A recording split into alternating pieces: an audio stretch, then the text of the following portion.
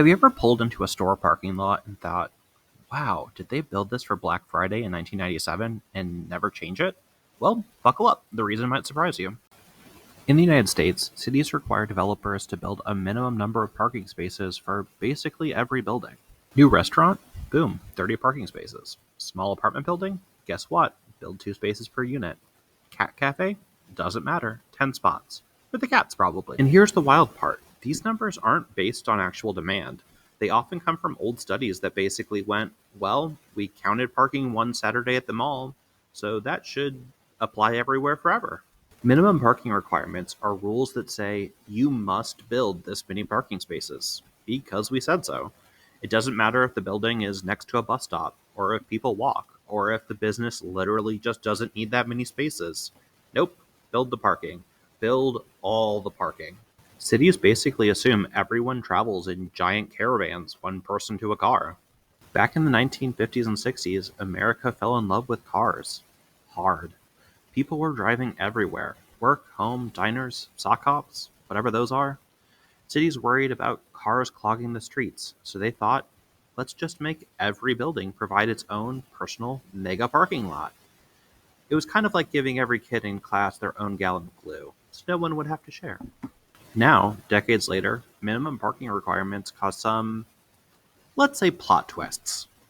First, they make housing more expensive. Parking spaces are pricey, like thousands or tens of thousands of dollars each. And guess who pays for that? You.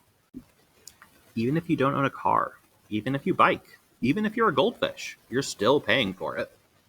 Second, they spread cities apart. Giant parking lots push buildings further and further away from each other.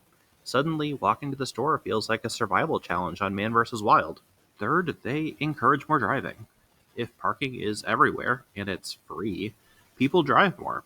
Congratulations, you've unlocked the bonus level: more traffic. Fourth, they make small businesses cry. Have a cute historic building that used to be a bakery in 1920? Want to open a coffee shop there now? Too bad. No room for the required 25 parking spaces. Dream denied. Recently, cities like Buffalo, Minneapolis, and San Diego decided they were done being ruled by parking minimums. They said, what if people build the amount of parking they actually need? Groundbreaking, right? Developers get flexibility, housing gets cheaper, neighborhoods get walkable, and guess what? No parking apocalypse has occurred. There were no riots led by angry Toyota Camrys. Everything was fine. Minimum parking requirements may sound like boring city code stuff, but they shape everything: how far you walk, how much you pay for housing, how much you drive, and how your city feels. So the next time you're in a massive empty parking lot, just remember, this didn't happen by accident.